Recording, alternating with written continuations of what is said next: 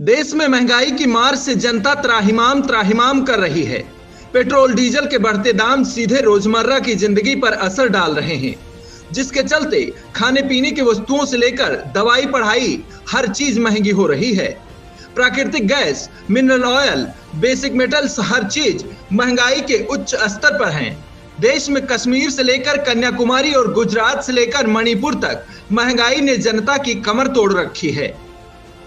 देश में महंगाई का सबसे बड़ा कारण पेट्रोलियम ईंधन को ही माना जा रहा है, जिसकी वजह से ट्रांसपोर्टेशन से लेकर टोल टैक्स हर रोज बढ़ रहे हैं।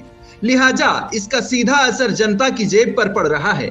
पिछले 15 दिनों में डीजल पेट्रोल के दाम 13 बार बढ़ चुके हैं। इसके बावजूद भी सरकार अलग अलग देशों का हवाला देकर अपना पीठ थपथपा रही है।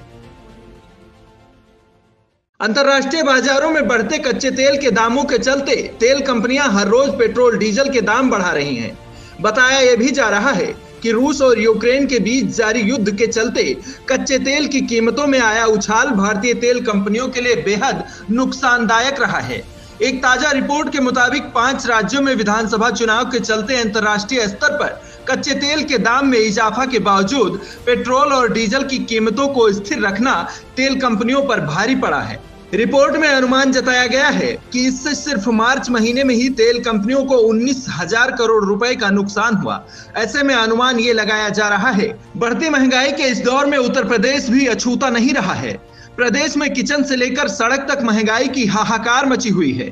एक तरफ जहां सरकार सरकारी योजनाओं का हवाला देकर सरकारी खजाने को बैलेंस करने की बात कर रही है, तो वहीं विपक्ष महंगाई पर लामबंद होने के बजाय ट्विटर और फेसबुक के जरिए इसका विरोध कर रहा है।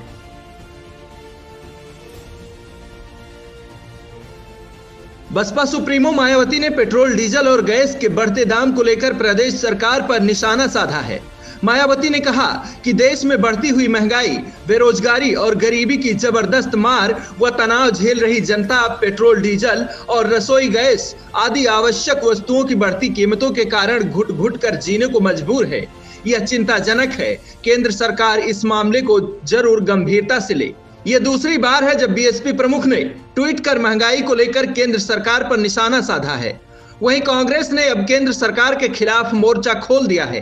कांग्रेस प्रवक्ता गौरव वल्लभ ने लखनऊ स्थित कांग्रेस के दफ्तर में मोदी सरकार को जमकर घेरा, जहां उन्होंने कहा कि 62 करोड़ अन्नदाताओं को टैक्स के बोझ के तले दबाया जा रहा है। उन्होंने आगे कहा कि रोज सुबह प्रधानमंत्री तेल की कीमतों में वृद्धि करके देशवासियों को गुड मॉर्निंग मैसेज भेजते हैं। यूपी और देश दुनिया की तमाम ताजा तरीन खबरों के लिए आज ही गूगल प्ले स्टोर से इंस्टॉल करें हमारा तेजी से उभरता न्यूज ऐप डेली इंसाइडर।